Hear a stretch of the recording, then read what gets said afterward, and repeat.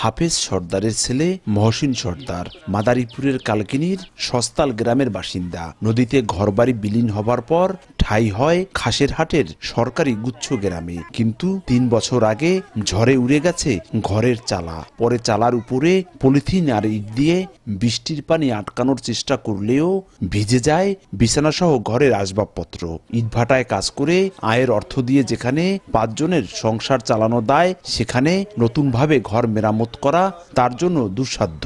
আমাদের সেরকম কোনো আয় উন্নতিও নেই যে তা দ্বারা আমরা এটাকে নিজেরা নির্মাণ করে নেব। মহসিন সর্দারই নন, ২৪০টি পরিবারের বাসিন্দাদের কেউ দিনমজুর, কেউ ভ্যান চালক। নিজস্ব ঘরবাড়ি না থাকায় সরকারি এই গুচ্ছ গ্রামে বসবাস তাদের। কিন্তু ঘরগুলো জরাজীর্ণ ও ঝুঁকিপূর্ণ থাকায় বাড়ছে আতঙ্ক। পানি ভরে ঘরের ভিতরে থাকতে পারি না, জায়গা নাই, জমি নাই, কোনো কিছু নাই। চেয়ারম্যান মেম্বাররা আর কোনো পাত্তা দেয় না। আমরা এই অবস্থায় আছি, আমাদের খেয়াল কেউ নিতে আসে না। বড় একটি প্রকল্প হাতে নিয়ে শিগগিরই ঘরগুলো মেরামতের উদ্যোগের আশ্বাস উপজেলা নির্বাহী কর্মকর্তার।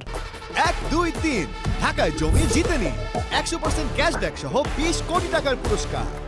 যাদের জরাজীর্ণ ঘর রয়েছে তাদেরকে আমরা সরকার হতে প্রাপ্ত ডিউটিন এবং কিছু নগদ অর্থ দিয়ে মেরামত এবং সংস্কারের প্রয়োজনীয় ব্যবস্থা গ্রহণ করব। কালকিনি উপজেলার বাঁশগাড়ি ইউনিয়নের খাসেরহাটে ৪০টি ব্যারাক নিয়ে সরকারি এই গুচ্ছ গ্রামটি নির্মাণ হয় ২০০৪ সালে। জীবনের ঝুঁকি নিয়ে এখানে বসবাস করছে হতদরিদ্র মানুষগুলো। আদৌ কি তারা নতুনভাবে বেঁচে থাকার জন্য পাবে সরকারি ঘর, সেই প্রশ্ন এখানকার বাসিন্দাদের। সঞ্জয় কর্মকার, অভিজিৎ, সময় সংবাদ, মাদারীপুর।